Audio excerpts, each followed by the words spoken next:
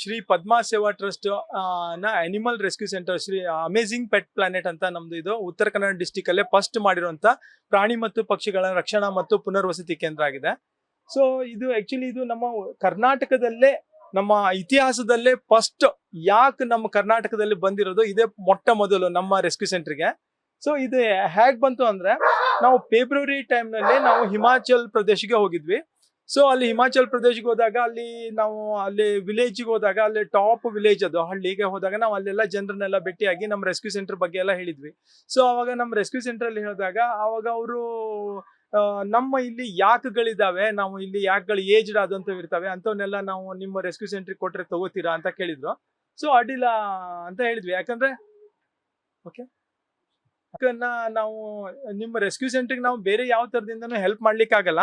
But ನಮ್ ಕಡೆ ಇಲ್ಲಿರೋ ಯಾಕ್ಗಳನ್ನ ನಿಮ್ಮ ಹತ್ರ ಕಳ್ಸ್ಕೊಟ್ರೆ, ಏಜ್ಡ್ ಆಗಿರೋಂಥದನ್ನ ಕಳ್ಸ್ಕೊಟ್ರೆ ನೀವು ಇಟ್ಕೋತೀರಾ, ಅದನ್ನ ನೋಡ್ಲಿಕ್ಕೆ ಜನರು ಬರ್ತಾರಲ್ಲ, ಅದರಿಂದ ನಿಮ್ಗೆ ಏನಾದ್ರು ಹೆಲ್ಪ್ ಆಗ್ಬೋದು ಅಂತ ಹೇಳ್ಕೊಂಡು ನಮಗೆ ಹೇಳಿದ್ರು.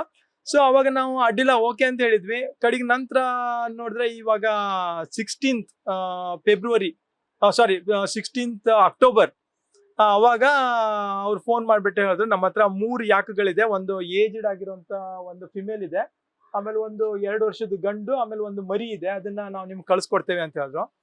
ಸೊ ಅಡ್ಡಿಲ್ಲ ಓಕೆ ಅಂತ ಹೇಳಿದ್ವಿ. ಫಸ್ಟ್ ಟೈಮ್ ನಾವು ಧೈರ್ಯ ಮಾಡ್ಬಿಟ್ಟು ಹಿಮಾಲಯದಲ್ಲಿ ಇರೋದನ್ನ ನಾವು ಇಲ್ಲಿಗೆ ತಂದಿದ್ದೇವೆ.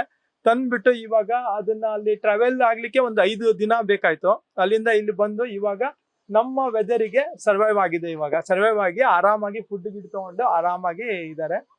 ಸೊ ಅವ್ರಿಗೆ ಯಾವ ತರ ಕಂಡೀಷನ್ ಬೇಕು ಹಿಮದಲ್ಲಿ ಇರೋದು ಆ ತರ ಕಂಡೀಷನ್ ತರ ಫ್ಯಾನ್ ಗಿನ್ ಎಲ್ಲ ಆಡ್ ಮಾಡ್ಬಿಟ್ಟು ನಾವು ಇದು ಮಾಡಿದ್ದೇವೆ. ಇವಾಗ ಇದು ತುಂಬಾ ಜನರಿಗೆ ಅನ್ಸುತ್ತೆ ಹಿಮಾಲಯದಲ್ಲಿರುವಂತ ಪ್ರಾಣಿಗಳು ಇಲ್ಲಿ ಸೆಟ್ ಆಗಲ್ಲ ಅಂತ ಹೇಳ್ಕೊಂಡ್ಬಿಟ್ಟು.